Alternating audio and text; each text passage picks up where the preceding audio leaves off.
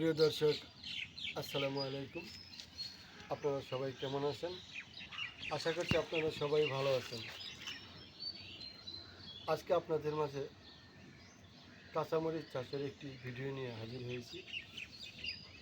আশা করছি এই ভিডিওটি আপনারা শেষ পর্যন্ত দেখলে বাসার ছাদে টবের মধ্যে বা পুরাতন প্লাস্টিকের বালতি বা কৌটার মধ্যে বোতলের মাঝে কীভাবে খুব সহজে কম খরচে সারা বছর কাঁচামরিচ চাষ করা যায় সেই সম্পর্কে আপনাদের একটি ভালো ধারণা হবে।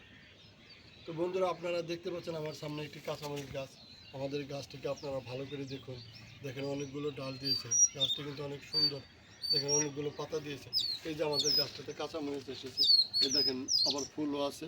এই যে কাঁচামরিচ এবং ফুল, এই দেখেন অনেক কাঁচামরিচ এসেছে। ভালো করে আপনারা খেয়াল করে এই দেখুন, এই যে কাঁচামরিচ, ছোট ছোট কাঁচামরিচ এবং ফুল, অসংখ্য ফুল ফুটেছে।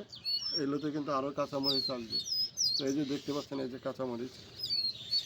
তো আপনাদের কাছে আজকের এই কাঁচামরিচ গাছটিকে কেমন লাগলো আমাদের কমেন্টস করে জানাবেন।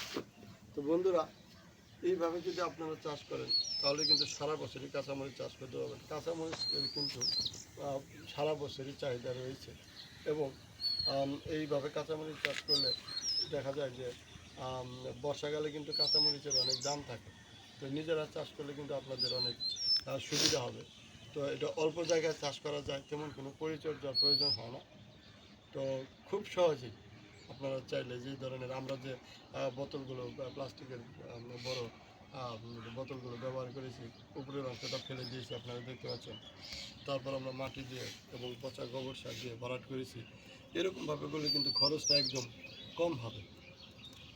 তো যাই হোক, আপনারা সবাই ভালো থাকবেন। আপনাদের সাথে আবারও দেখা হবে নতুন কোনো ভিডিও নিয়ে। সবাইকে ধন্যবাদ। আসসালামু আলাইকুম।